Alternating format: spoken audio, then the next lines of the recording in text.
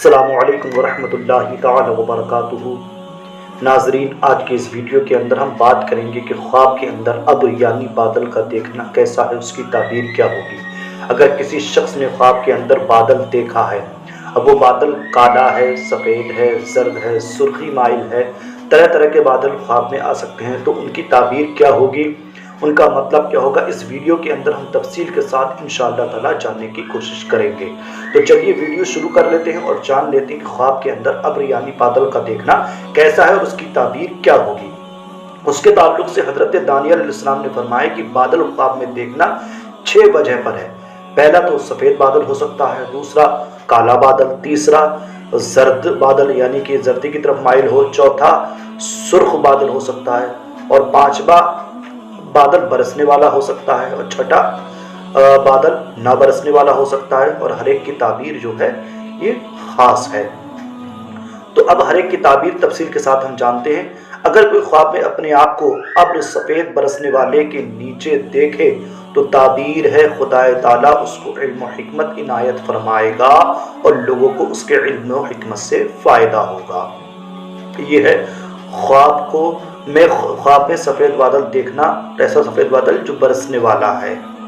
اور اگر دیکھے کہ ابر زرد کے نیچے ہے یعنی پیلے بادل کے نیچے ہے تو تعبیر ہے کہ بیمار ہوگا، اور بعض تعبیر بیان کرنے والے کہتے ہیں کہ عورت پائے گا جس سے اس کو تکلیف ہوگی۔ اور اگر اپنے آپ کو سرخ بادل کے نیچے دیکھے تو محنت اور بلا اور گرفتاری کی دلیل ہے، یعنی یہ شخص محنت و مشقت میں پڑے گا اور یہ گرفتار بھی ہو سکتا ہے۔ اس بات پر یہ دلیل ہے کیونکہ خدا تعالیٰ نے جس قوم پر عذاب بھیجا ہے پہلے اس پر سرخ ابر ظاہر ہوا ہے۔ اور اگر کوئی دیکھے کہ بادل سیدھا اس کے سر پر کھڑا ہو گیا ہے تو اس امر کی دلیل ہے کہ حکومت پائے گا، اور اگر دیکھے کہ ابر اس کے سر پر سے گزر گیا ہے تو تعبیر ہے کہ اس کی صحبت کسی نیک شخص اور اہل مرتبہ سے ہوگی، یعنی کسی ولی صفت آدمی سے اس کی صحبت ہوگی، اس کی صحبت میں یہ شخص بیٹھے گا اور اس کی مراد اس سے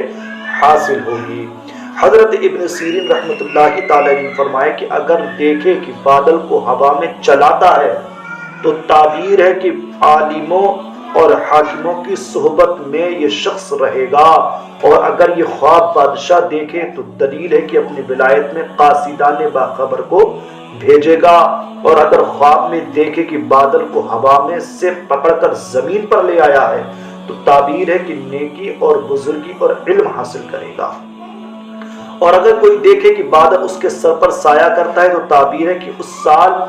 خیر اور نعمت بہت پائے گا، یعنی یہ شخص جس نے یہ دیکھا ہے کہ اس کے سر پر بادل سایہ کرتا ہے تو اس کو اس سال بہت زیادہ بھلائی اور نعمت